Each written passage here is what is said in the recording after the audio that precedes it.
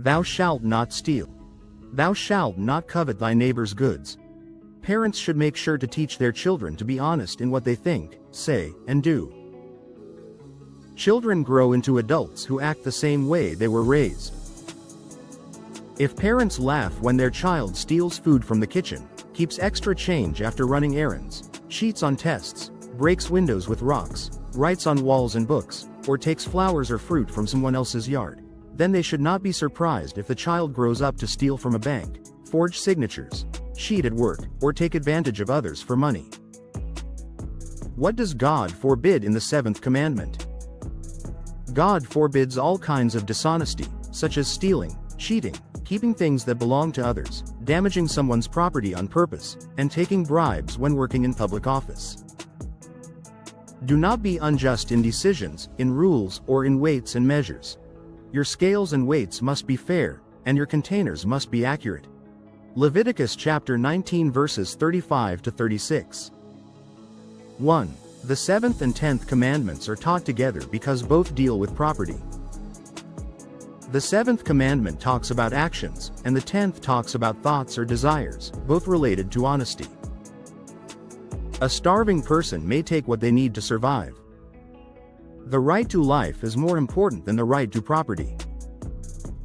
But this is allowed only in very rare and extreme situations, after all other options have failed. 2. The duty to be honest applies to our conscience even when civil laws cannot force us to do the right thing. Be careful and guard yourself from greed, for a person's life does not depend on how many things he owns. Luke chapter 12 verse 15. Breaking these commandments goes against natural law and fairness. Dishonesty harms society and threatens public peace and safety.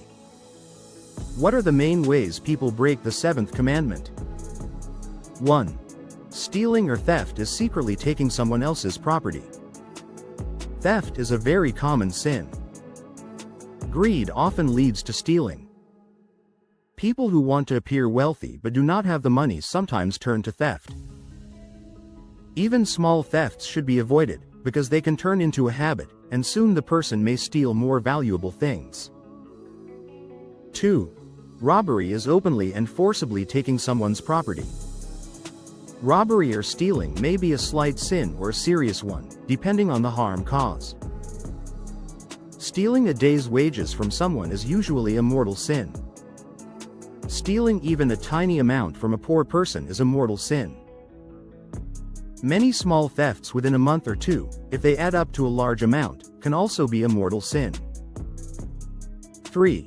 Cheating means taking someone's property through trickery.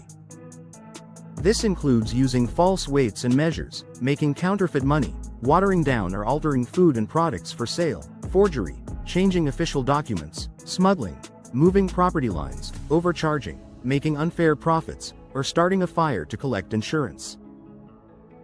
Cheating also includes copying answers on a test or handing in someone else's work as your own. This is wrong because you take credit for what you did not do, and you may take rewards that someone else deserves. Copyrights are also property and must be respected. 4. Usury is charging extremely high interest on loans. A usurer takes advantage of someone in need to make unfair profit. They pretend to help but actually trap the needy person in even worse trouble. Another form of dishonesty is cornering the market. Buying up all of one product, like wheat, so that prices rise and the seller makes huge profits. 5. Unjust damage to someone else's property also breaks this commandment. This can include setting things on fire, stepping on crops, hunting or fishing on private land without permission, tearing down fences, or damaging books, furniture, and buildings. Anyone who damages property on purpose must repay the loss. Accidents do not have to be repaid unless they happen through carelessness. Thoughtless people sometimes pick fruit, vegetables, or corn from farms they pass. Some travelers steal towels, dishes, pens, and similar items from trains, boats, or hotels as souvenirs. Children may pick flowers from neighbors' gardens, throw stones at houses, or write on desks and walls. They must be taught not to harm other people's property. 6. Public officials must avoid taking bribes and must guard against any kind of stealing or misuse of funds. Officials are elected or appointed to serve the public, not to enrich themselves. They must treat everyone fairly, reject dishonest influence, avoid all kinds of misuse of money, and be faithful in their duties. 7. It is a sin to take on debt that you cannot repay, or to refuse to pay debts when you are able to pay them. Young people should avoid going into debt because they usually have no reliable income to repay what they borrow. It is wrong to borrow money just to buy amusements or fashionable clothes. Once someone is in debt, however, repaying it becomes a moral duty. 8. Employers who do not pay a fair and livable wage are guilty of injustice. Employees who waste time, do poor work on purpose, or fail to care for their employer's property also break the 7th commandment. 9. Another sin against this commandment is breaking business contracts.